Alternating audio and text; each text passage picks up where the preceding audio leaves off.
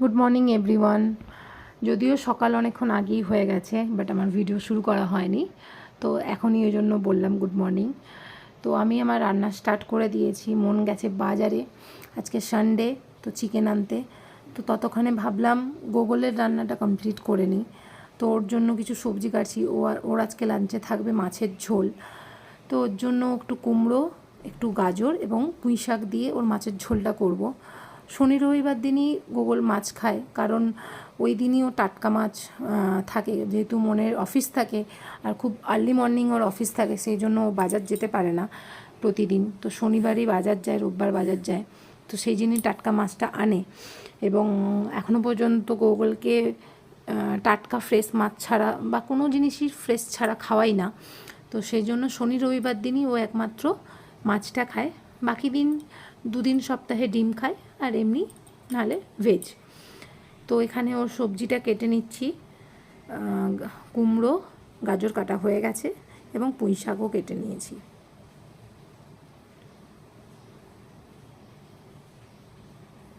হাউসওয়াইফদের না কোনো শনিবার না কোনো রবিবার, রোজই কাজ থাকে। যে সবজিটা ধোয়া হয়ে গেছে, এবারে রান্নাটা ওর চাপাবো। সবজিটা ধুয়ে রেখে দিয়েছি। এখানে ভাতও বসিয়ে দিয়েছি, কারণ যতক্ষণে মন আসবে বাজার থেকে ততক্ষণে আমার ভাতটা হয়ে যাবে।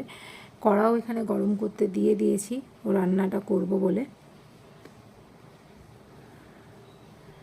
তো কড়াতে সামান্য তেল দেব। গোগলের এখন 16 মান্থ, তো এতদিন পর্যন্ত ওকে সেরকম কোনো তেল মশলা দিয়ে খাবার দেওয়া হতো না, নর্মাল সাদা খাবার খেত ও। তো এখন যেহেতু 16 মান্থ হয়ে গেছে, তো আপাতত একটু একটু 1 বছরের পর থেকে শুরু করেছি ওকে একটু তেল মশলা বা একটু ভালোভাবে রান্না করে দেওয়ার, আমাদেরই মতো করে একটু রান্না করে দেওয়ার মতো। তো তেল গরমে করে ওর মধ্যে একটু গোটা জিরে এবং একটু আদা কুড়ে দিই, একটু টেস্টের জন্য। দিয়ে ওটা একটু ভাজা ভাজা হলে ওতে আমরা সবজিটা তুলে দেবো।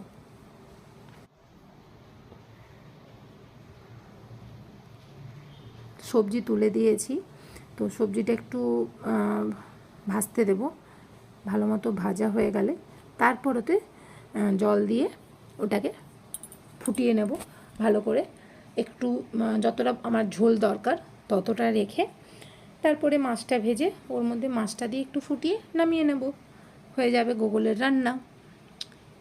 এটাও অনেক সাদা, তাও মানে অনেক সিম্পল, খুব বেশি মশলা থাকে না। আর ওর জন্য আমি নিজে ঘরে জিরে গুঁড়ো, ধনে গুঁড়ো বানাই, কারণ আমাদের হলুদ গুঁড়োর মধ্যে লঙ্কাও থাকে, কারণ ওই একই চামচে লঙ্কাও তোলা হচ্ছে, হলুদও তোলা হচ্ছে, তাই ওর জন্য একটা আলাদা পাত্রে একটু হলুদ, একটু জিরে এবং ধনে মিশিয়ে আমি একসাথে রেখে দিই, ওটাই ওর রান্নায় ব্যবহার করি।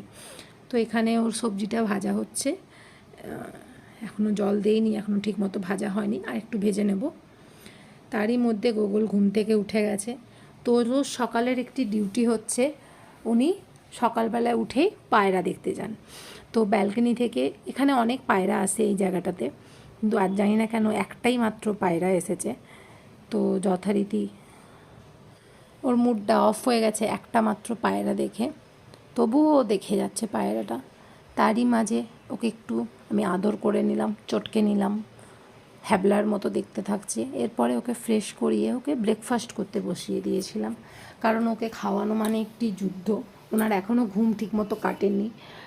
যখনই খাওয়াতে বসতে হবে এইরকম একটি পরিস্থিতির শিকার সবাইকেই হতে হয়, আমাকেও হতে হয়। বাচ্চাকে খাওয়ানো মানে একটা সেটা যুদ্ধেরই সমান। তো ফোন দেখেও প্রচুর আনন্দ, দেখতেই পাচ্ছেন। তোর আজকে ব্রেকফাস্টে ছিল সাবু এবং আপেল, দুটোকে সেদ্ধ করে চেষ্টা করে ওকে হেলদি খাবার খাওয়ানোর।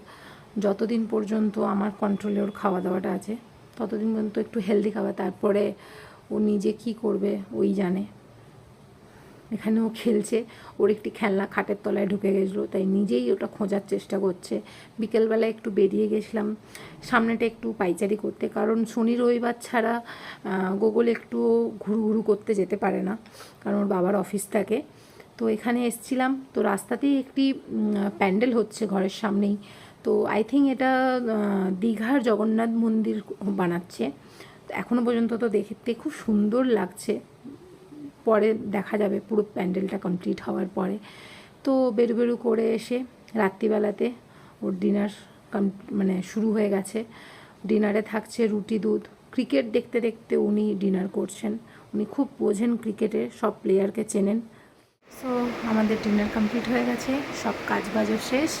এবারে গুগলকেও ঘুম পাড়িয়ে দিয়েছি, এবার নিজে ফ্রেশ হব, দিয়ে শুয়ে পড়বো।